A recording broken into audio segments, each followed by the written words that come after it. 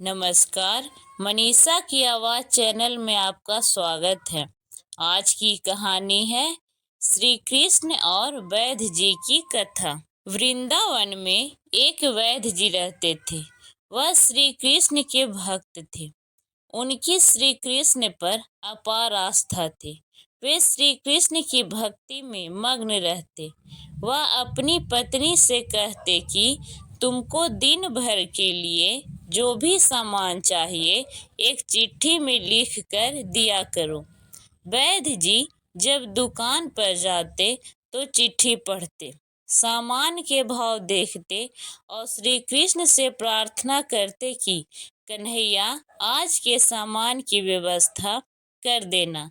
जैसे ही उन्हें जितने धन की आवश्यकता होती उसकी व्यवस्था हो जाने के बाद वह अन्य मरीजों से पैसे नहीं लेते और अपने गांव लौट जाते और ईश्वर की भक्ति में मग्न रहते। यही उनकी हर रोज की दिनचर्या थी। एक दिन वैद्य जी ने दुकान पर आकर चिट्ठी खोली तो एकदम से सन्न रह गए, मानो आंखों के आगे तारे चमकने लगे। लेकिन अगले ही पल श्री कृष्ण पर विश्वास कर स्वयं को संभाला।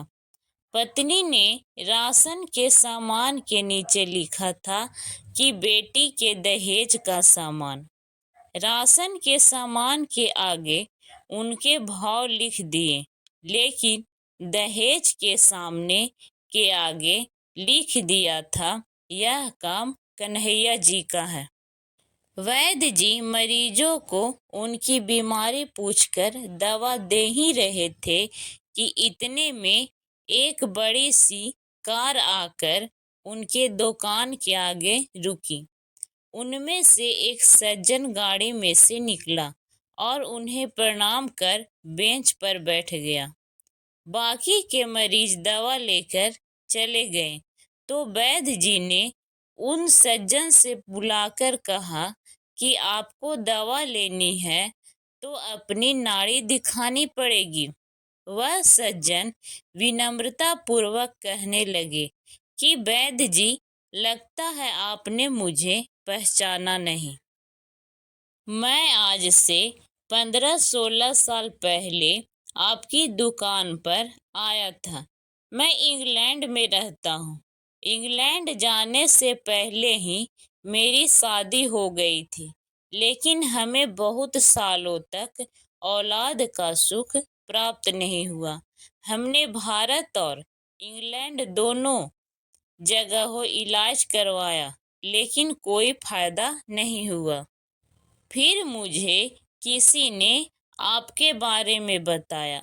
आपने मुझे सांत्वना दी और कहा कि निराश नहीं होते, क्योंकि श्री कृष्ण के खजाने में किसी चीज का अभाव नहीं है।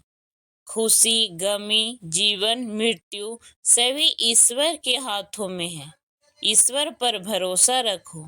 अगर कन्हैया की कृपा हुई तो तुमको संतान सुख अवश्य मिलेगा। आपने मुझे दवाई की पुड़िया बनाकर दी और खाने की विधि बता दी।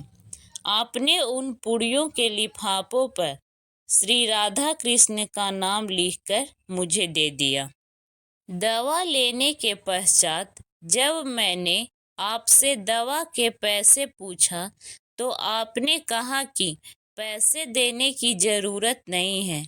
लेकिन जब मैंने पैसे देने के लिए जोर डाला तो आप कहने लगे कि मैंने आज का खाता बंद कर दिया है। मुझे यह बात समझ नहीं आई।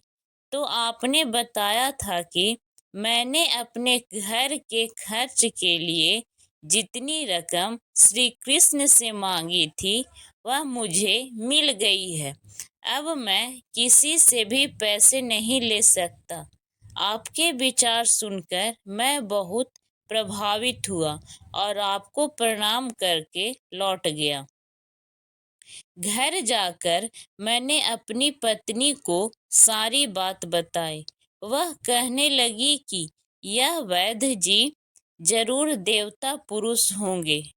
उसने विश्वास कर दवाई खाई।